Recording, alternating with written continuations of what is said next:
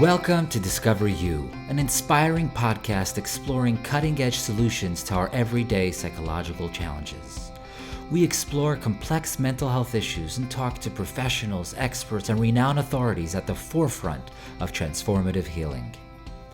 Our mission is to educate and destigmatize, and to ultimately view mental health as a proactive quest for optimized living and equilibrium, rather than mere crisis intervention.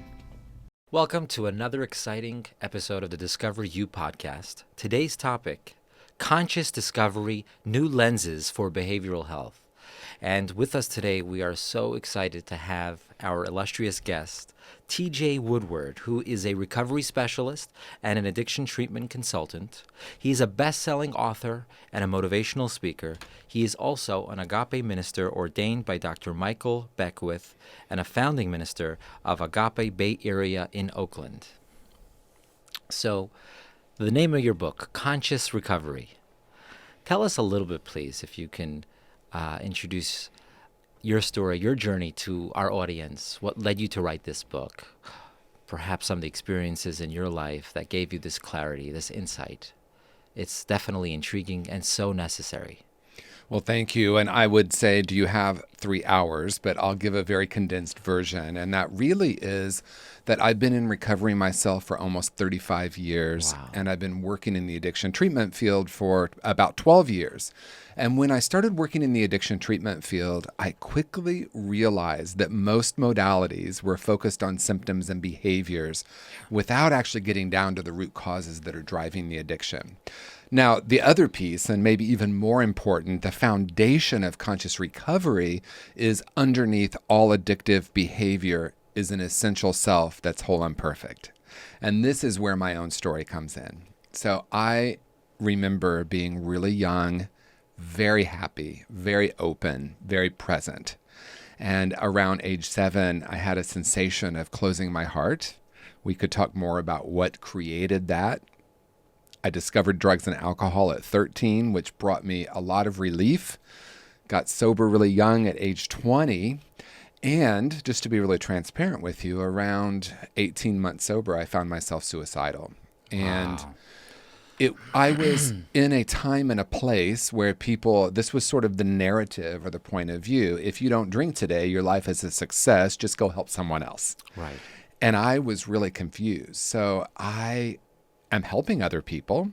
I'm not drinking, but why am I feeling suicidal? Why is this more painful than even when I was drinking? And then I would hear people say, well, life is so much better now that you're sober. And I understand now in retrospect that I hadn't yet addressed the underlying issues, my unresolved trauma, my disconnection, and my shame. And I met a woman who changed my life. Her name is Mary Helen. I really dedicate my life's work to her. Wow. And she was the most enlightened being that I had ever met. And there was something about being in her energy field, her presence, that was so palpable and so transformational for me. And she saw me as whole and perfect when I couldn't see myself as whole and perfect. She walked me through a process really that is the foundation of conscious recovery. So when I started working in the field, I started with the question, what might happen if I were to view everyone I work with as a whole and perfect spiritual being rather than damaged and broken? So that's a little bit longer version of how I came to my point of view. And obviously I can talk more about the specifics of conscious recovery, but that is what makes it different, because I see a lot of well-meaning clinicians diagnosing and treating, and in some way looking at the people they work with as damaged or broken.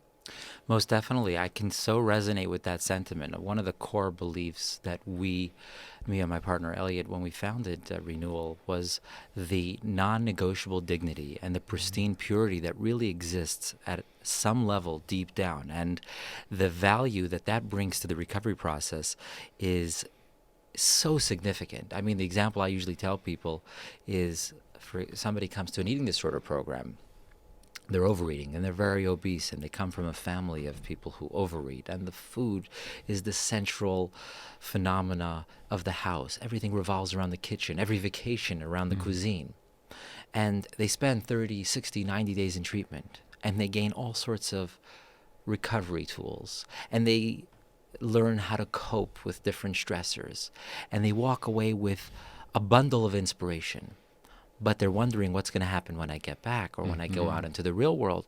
And then somehow they discover on Ancestry.com that the obese family that they thought was their biological one was actually an adopted family, and that their true biological parents were trim and fit. Something remarkable occurs, a metamorphosis that really transcends a lot of the technical insight and skill sets that they've learned. It's one of existential identity, that they don't have to identify with the symptoms. That doesn't have to be their story.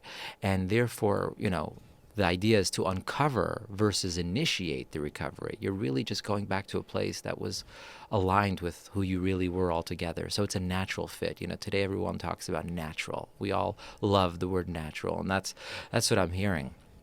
I would love to understand from you a little bit about how you view the fusion of mental health and spirituality in the recovery process, because those are both very loaded words. So, you have the clinical modalities of treatment, clinical rigorous sophistication, CBT, DBT, motivational interviewing, trauma-informed care. And then you have spiritual programs, traditional spiritual programs, AA, the 12 steps, a higher power, surrender. Do you see them as distinct? Do you see them as interconnected? Today, the recovery world is rather polarized, because then you have a neurological, school of thought where it's very chemical based, and let's put you on a medication assisted treatment program, and that's the highest chance of success, the greatest efficacy. So tell me how conscious recovery would deal with these different moving parts. So there's an Indian proverb that says we're a house with 4 rooms: physical, intellectual, emotional, and spiritual. And in my experience, truly holistic care is addressing all 4 rooms. Conscious recovery is really coming in and looking at the emotional and spiritual rooms. Someone asked me, do I believe someone can get sober and stay sober on conscious recovery alone? And my answer is, I hope not. Because conscious recovery doesn't have the answers. We have a lot of questions, and we offer something that can be an additional resource or additional point of view, not only the physical and the intellectual, but also the emotional and spiritual. So I do recognize, of course, that there are, chemical imbalances in the brain that can create addiction, and that trauma is an important part of what creates addiction. Spiritually, the foundation of conscious recovery is the spiritual piece. And when I say spiritual, I'm careful not to give my definition of spirituality, because that's a very individual path. Yes. But what I will say is it's more about already what you already said, and that is reconnecting or recognizing our true nature. So it could be about finding a higher power, but it really is a journey inward, a journey about remembering the great truth of who and what we are. Addiction in itself is an outer search, right? There's a separation from our true nature. Now, this comes out of my own story for sure. And in I would say 100% of the clients I've worked with, there's a disconnection. There is a belief that they are broken in some way, that they are limited in some way. You talked about families, right? Those generations, the trauma that gets passed down, the stories that get passed down. We start to believe that we're broken or damaged rather than essentially whole. So for me, spirituality is about discovering a way, a pathway toward reconnecting with that essential truth. That's beautiful. And to piggyback off of that, I'm assuming I know the answer, but I'm going to ask it nevertheless. Do you, in your believe that spirituality is a universal phenomena? Are we all inherently spiritual? Do we have that dimension deeply embedded? Or do some of us have it and others not as much? Or do we all possess it in varying degrees at its core? Or do we all possess it really in an identical way? The question is merely of how much we're in tune with it or in touch with it, and how much of it do we access? What's your take on the widespread nature of it? So I believe we come into this world as a whole and perfect spiritual being. That's the foundation of conscious recovery. And then we separate from that through various forms of trauma. Like I said, BS belief systems that get passed down. And then we start to believe that we are less than a whole and perfect being. So recovery for me is about returning to that. And therefore, the word belief is interesting. I'll say it this way. My experience is that at the core of each of us is that source energy or that pure essence. I had a client once ask me, do you really walk around all the time feeling connected with every being, open-hearted, present, at one with everyone and everything? And I said, yes, I do walk around that way, but sometimes I forget. And to me, that really is the journey of recovery. It's about remembering what I call the great remembering of that truth. And for many of us, Rumi said, we're not here to search for love, but to look at the barriers we have put on top of that love. That, of course, was definitely a paraphrase. But that idea that we're not really seeking someone or something outside of ourselves, it's really about reconnecting with our true nature and also looking at all the layers of the trauma, of the shame, the disconnection, the stories we've believed about ourselves that we've put on top of that. And in my experience, and I think this is the most important piece, this is not only a mental process. So you spoke about the toolkit, right? Clients come to treatment, we give them the toolkit, they have all these recovery tools, and then they leave treatment and they're supposed to use these tools, which is great, but true change is an experience. It's not a thought, it's not even an emotion. It's re-experiencing our true nature, and then having that experience then changes everything. Yeah. And what you're saying really reminds me of an old parable that I was told many years ago, where there was a prince who had a breakdown and decided he was a chicken. He was the crown prince, so the king brought all sorts of healers, all sorts of wise men. Cure my child. They all tried and failed. They couldn't convince the kid, and his condition was deteriorating. He was taking a lot of behavioral steps towards being a chicken. He got rid of his clothes, went under the table, and was pecking at crumbs, refused to come out. And two approaches emerged. One was where there was an old man who got down under the table, sat with him, and acted like a fellow chicken, would peck at the crumbs with him. And there began to develop a certain measure of trust, and the crown prince felt, finally, somebody understands me. And after a week or so, the old man starts to engage in one human behavior, puts on a shirt. And the crown prince says, what's going on? Are you betraying me? We were true to one another. We had an understanding. He says, you could be a chicken even if you wear a shirt. You could be a chicken even if you're sitting at the chair. And over the next few weeks, he retrains this crown prince in human behaviors, all the while telling the crown prince, you can do it while still being a chicken. So after 3, 4, 5 weeks, the crown prince looks healed, acts healed, for all practical purposes, is behaving like a human being, but all the while still retaining that animalistic mindset, preserving this fallacy that he's a chicken. And that's where a lot of treatment modalities fail, where, like you mentioned, we're so focused on the symptoms that sometimes, like you mentioned even in your story, you were living with sobriety and you were helping others. You were even doing one of the best of the 12 steps. And that's where the other approach comes in. You don't leave under the table until you convince him how beautiful and how glorious and how perfect and whole it is to be a human. And the moment you have that identity formulation, you don't have to go through the 3, 4, 5 weeks of retraining human behaviors. That's the new identity. That's the experience, so to speak. But I guess my question is, what practical initiatives, or how can you sort of package this to somebody who's uninitiated externally in spirituality? They haven't been going to any type of, they haven't gone to any type of religious house of worship, or they didn't grow up with that environment in their home or in their culture, and they just look at you and they say, I don't know what that means. So, what do you respond to that? What is the roadmap? Everything today is about instant gratification and guidance dumbed down into a 5-minute video. So what do you tell the person who says, I just don't know what you're talking about?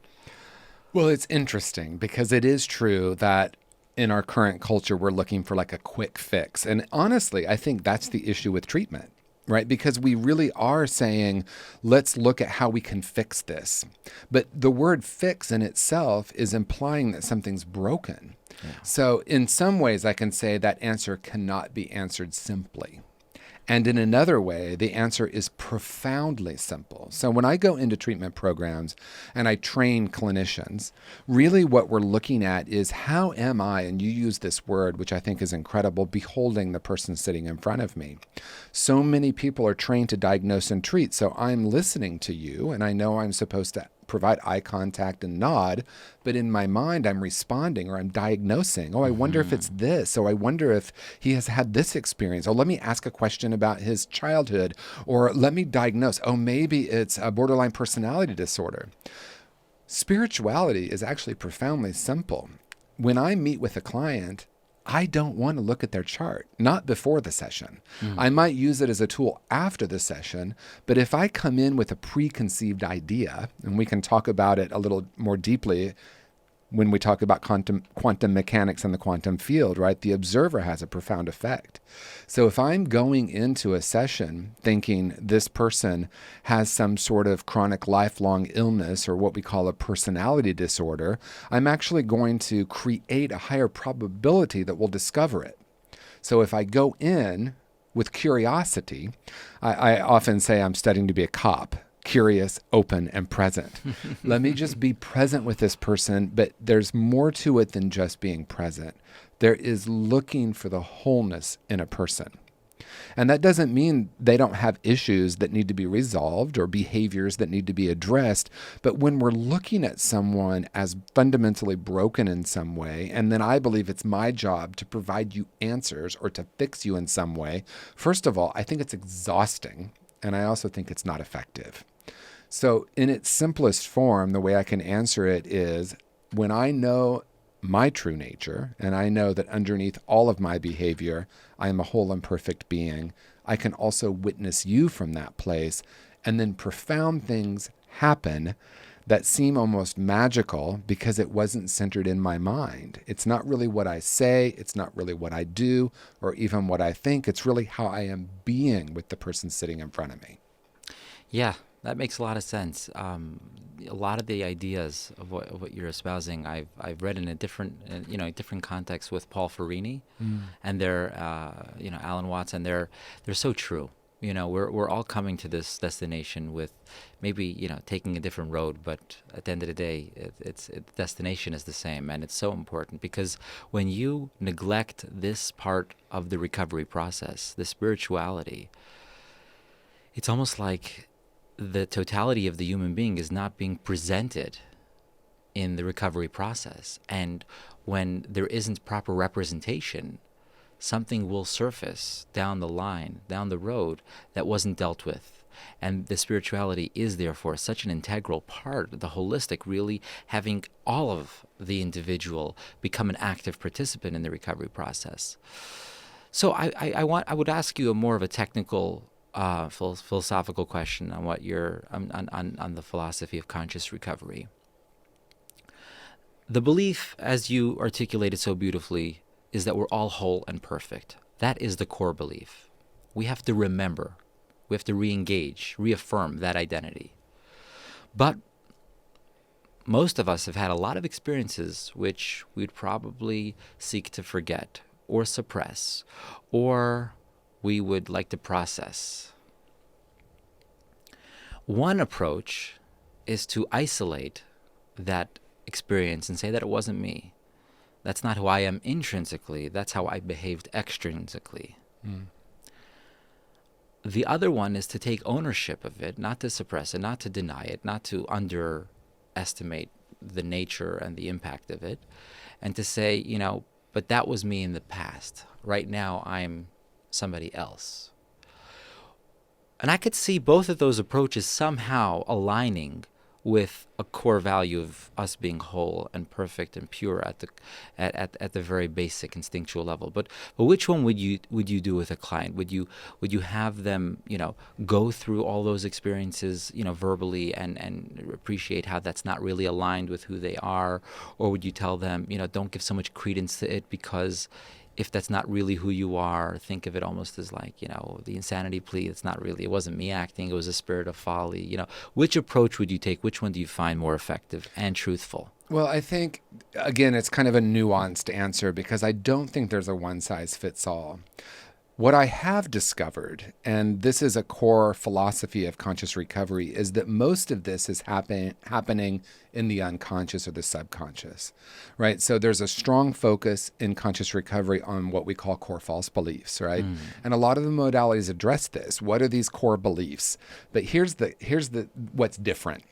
Many times people say, well, change the story, write a new narrative, opposite action, right? We hear these types of solutions to the approach of how we heal these underlying root beliefs, these ideas, or what we call core false beliefs. In conscious recovery, we recognize that we must get down to where that originated. And I promise you, I'm getting to an answer with what you asked. But I start with that because most of the work that we really do isn't actually conscious. In other words, I'll share it from my own story. I went to therapy for 8 years. I discovered where the pattern originated. I went back into my childhood. I understood where I decided I was stupid, not good enough, and not lovable, but I didn't know what to do with it. So after 8 years of talk therapy, I was really well aware of the patterns, what created them, and I had all these strategies of how to have opposite action or change the narrative. But the truth was I hadn't really gone back and healed and looked at where it first originated. So I think when you say, I had this behavior, but it's not who I am, I think that's a really important component for a lot of people, because there's so much shame, right? So Yes. if I believe I'm broken, I act broken. And then I feel more shame because I just acted that way. And so in my life, I've harmed plenty of people, myself and others. 100% of the time, it's because I was believing a lie about myself. I'm not good enough. I'm not worthy. So my solution was outer focused, which involved unconsciously harming myself and others. So when someone can really understand, and again, it's not only intellectual, when someone can have the actual experience that underneath all of that, there's still a place within me that's unharmed and unharmable, that becomes a baseline, if you will, not of a thought or a belief, but an experience. And then we can start looking at the ways we separated from that and start to heal it in a much deeper way. In other words, I've had to go back and look at my 5-year-old, my 6-year-old, my 7-year-old, that not only did the best I could. In conscious recovery, we don't use the term coping mechanism, we use the term brilliant strategy. So my brilliant strategy was to build a wall around my heart. My brilliant strategy was to use drugs and alcohol. When we start to remove those and get down to what did it actually feel like being in my home, being in my world, Indiana in the 1970s, all of what went to this separation. So I think that it's not a one size fits all. It's really an exploration. And it really, for me, it's being in the not knowing is a place of power. Being in the curiosity, rather than thinking, I know this is the path this client needs to take. Let's just open up, genuinely hold space and reconnect with those original experiences. That last point you said really resonated, because there's a certain openness and presentness and mindfulness that is associated with not having categorized and boxed out our entire future and the way everything ought to look and the way every interaction ought to go. There's a certain authenticity in just allowing yourself to have a meandering spirit and to just really process things authentically as they come along. Follow-up question, and this is a question I've personally struggled with. So the belief that we're whole and we're perfect is such an empowering one. But might it be too empowering? And I'll tell you what I mean by that. I have found many times that the impetus and the motivation behind productivity, prolific output stems from a belief and a distorted notion that I have to prove myself and I have to work really hard to get somewhere. There's a checklist. And without those accomplishments, I'm going to somehow be deficient. And that becomes not the healthiest of motivations, but a very, very powerful one and a very consistent one that can get you out of bed, early. Can keep you studying all night for the exam. The more tuned in one is to this beautiful philosophy, and a true one in my estimation, that we are perfect and whole, and we do have an infinite, indispensable uniqueness, a non-negotiable dignity, being whole and perfect. But somehow, when there's that at the forefront of our consciousness, it kind of takes away the stakes from really working hard, seemingly, and really pushing ourselves, if we don't need that for the inner light and glory, because that is there already. So what do you tell somebody who says, when I'm feeling inadequate, that actually makes me the most accomplished person, and when I'm really plugged into feeling whole and perfect, I'm kind of a couch bum, like I'm just feeling really good all the time. So what do you say to that? Well, first of all, were you following me in my 30s? Because you just described my life. Right around the time I turned 30, I in some way forgot that in my wholeness and perfection. And I went back to a place. I was around 10 years sober at that time, and I started a business, and I became really outer focused again. And a lot of it is exactly what you were saying.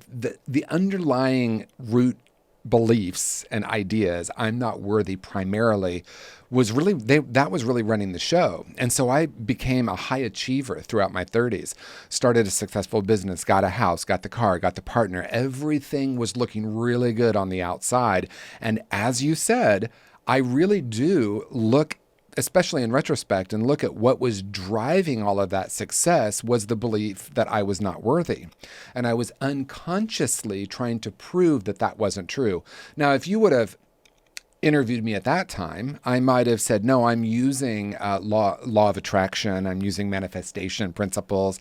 I'm being really spiritual, and I'm manifesting the life of my dreams. I've done the vision boards, and I'm manifesting the life of my dreams. Here's what happened in my journey, and I think it's relevant to what you're asking. Somewhere around the age 40, I had a deeper calling. And that deeper calling was in some way a more spiritual way of living. And it involved me making a difference on planet Earth. So it became less about me and more about we. Through my meditation practice, through mindfulness, and through understanding the difference between visualization, I'm going to create from my mind everything I want to manifest and then use spirituality to create that. Visioning is creating a place of inner stillness and listening to the still small voice, which I don't call still or small anymore, but at the time it was. And it had a much different vision for my life. And that vision is what has become conscious recovery and my work in spirituality. This is what happened for me, and I'm saying for me. My entire life fell apart. I lost everything, lost the house, lost the business, bankrupt. This is 40 years old, 20 years sober. This happened because I had a deeper mission and vision for my life. So even though the old paradigm of I'm going to be really, really high achieving based on this core false belief that I'm not worthy, something profound happened. What I discovered is through embracing the dark night of the soul, through really healing where did I first start believing that I'm unworthy, and through listening very intently to the still small voice, when I created my life from that vision, I became much more productive. And it looked really different. I wasn't as busy. I wasn't pushing as hard. I was spending much more time listening to inner wisdom. So it's kind of a paradox, right? There was a turning point for me, and I discovered two things that I think are important. I have a life much more on purpose now. I'm making a much more a difference on planet Earth now. It's not just about my life. But guess what? Everything I was trying to manifest in that old way of doing through this new way of being actually has come to manifestation and so much more. So I actually have, through my experience, when I surrender what we might call our will, right? When I surrender that I must do this or make it happen, I actually have found that I've become far more productive. That's really beautiful. I think what you're saying is that there's really two ways to radiate light and put it out there in the world: through productivity, through contributions to society, through work. One is more of like a conscious effort to create value for yourself, to prove that you're worth something. And the second one is to simply have your actions become more and more in sync and aligned with that inner light that really exists. Right. So the way I frame it is we are shifting from the law of attraction to the law of radiance. Right.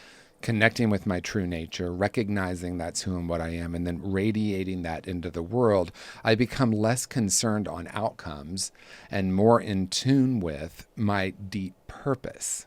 And that purpose then allows the world to start to shift and change almost miraculously. In other words, I don't have to make things happen. I tune into that, and that beingness is actually what creates.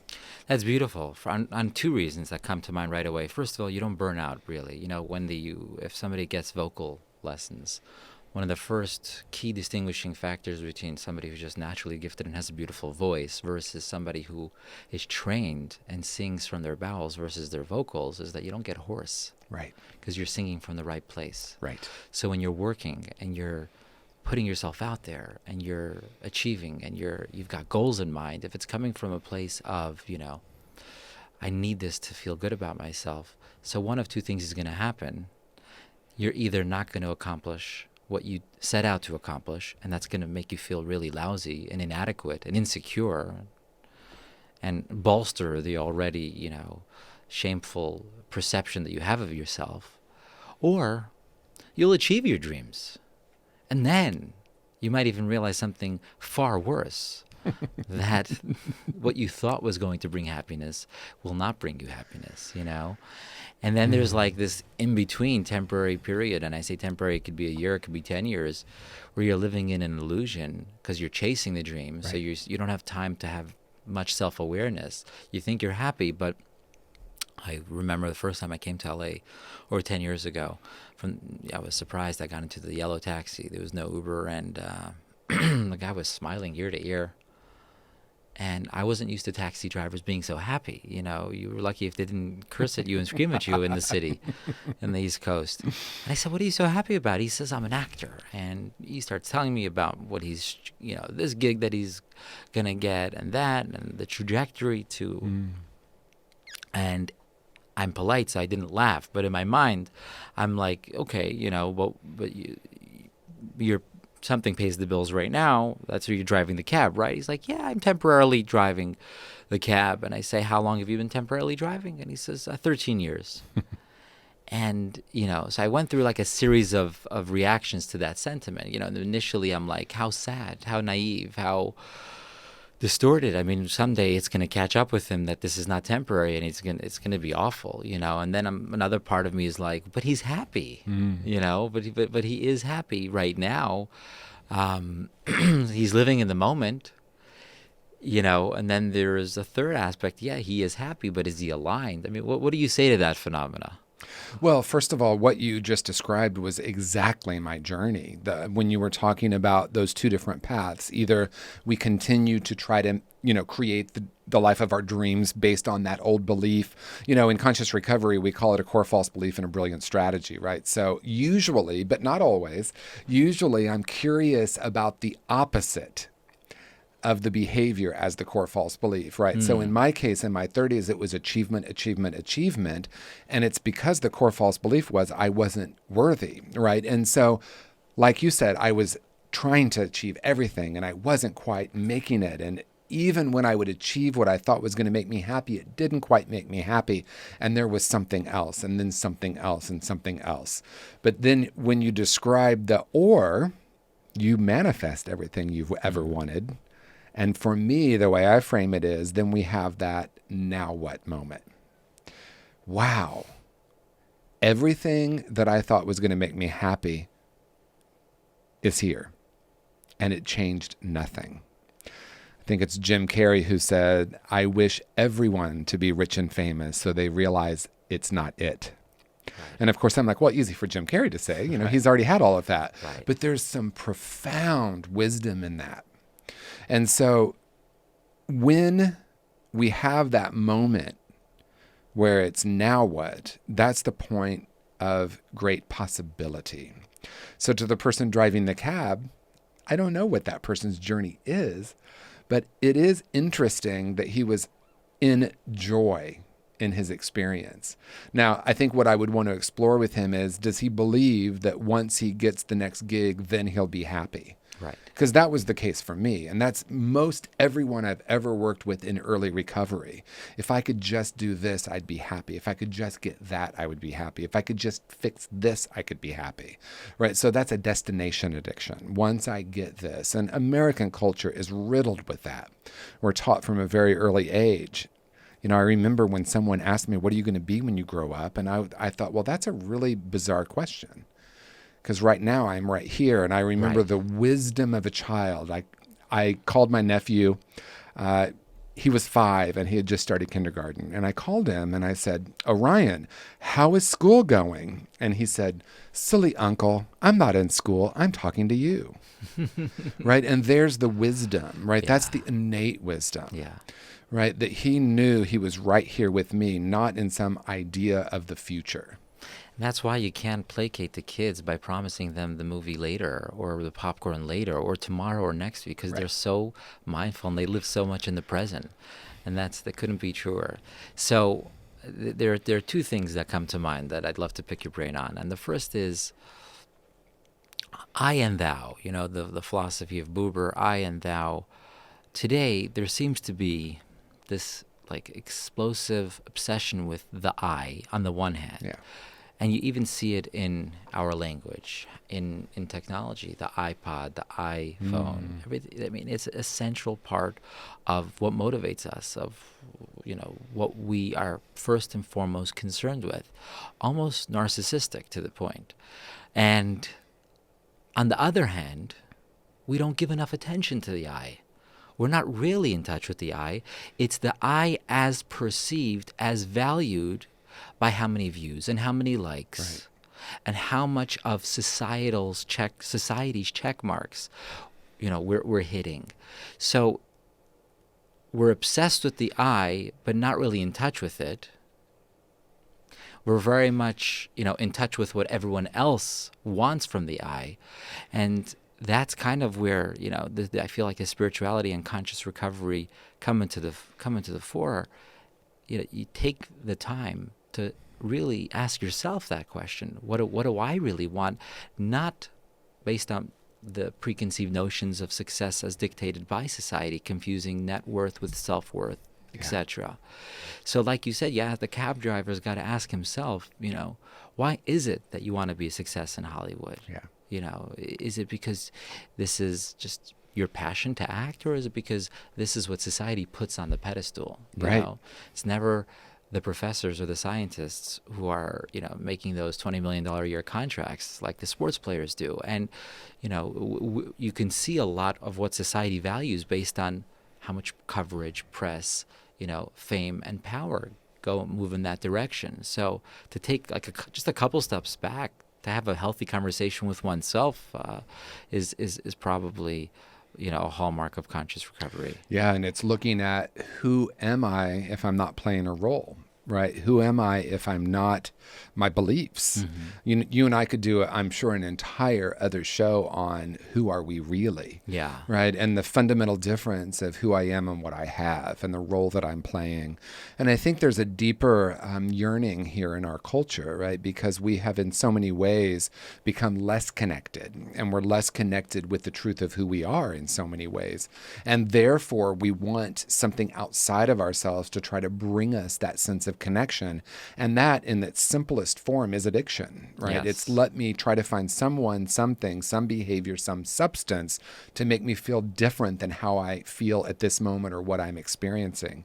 And the more we connect with our true nature, and the more I understand the nature of the I, because when you're saying I, so many times we frame it as the role that we're playing, and that's what many of us get taught.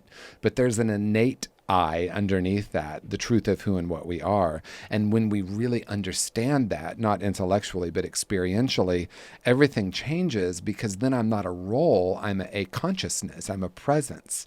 And, Eckhart Tolle's work, if you think about his work, right, being a presence, being that energy field is so much more powerful than the role we're playing. And I'd love to have another conversation with you about that, based on being a clinician, right? Yes. Playing a role with our clients, believing that we are this role versus being a field of presence, again, curious, open, and present. For sure. And just really to conclude some of the beautiful messages that you're sharing and that I'm so passionate about is that, the role of spirituality and the reality of our mental health are not just two critical pieces in the recovery. They're not just two of the four rooms, but those four rooms make up a structure. And that structure is inextricably intertwined. It's almost like, you want to buy a car. What do you want to do with that car? Is it for off-road? Is it for cold climates? Or is it just for pleasure? Or is it, have to be a little bit more rugged? Does it have to have any specifications? So if we're going to live lives filled with meaning and purpose and pursuing matters of the spirit, that becomes our identity. And that becomes a part of our own mental health. It becomes a part of our self-image, a part of what motivates us. So conscious recovery is not, it's the four rooms. It's this deeper consciousness, and we can all use a heavy dose of it, regardless of whether we're chemically dependent or not. I'm sure the talks that you give and the insight is really for everybody looking to enrich their lives. That is certainly my intention. I've discovered through my own process a way of being in the world that is profoundly different than what I once experienced. And it's truly my purpose now to share that with the world in any way that I can. Wow. Thank you so much, TJ, for joining us today. This is a really enlightening series of our podcast, and I hope all of you walk away with hopefully way more than 2 or 3 ideas, but some insight and some clarity that will make your life more meaningful, more purposeful, and more sober. And with that, we will conclude this beautiful episode of today's podcast, Conscious Discovery, New Lenses for Behavioral Health. Thank you, TJ. Thank you so much, JD. Yes.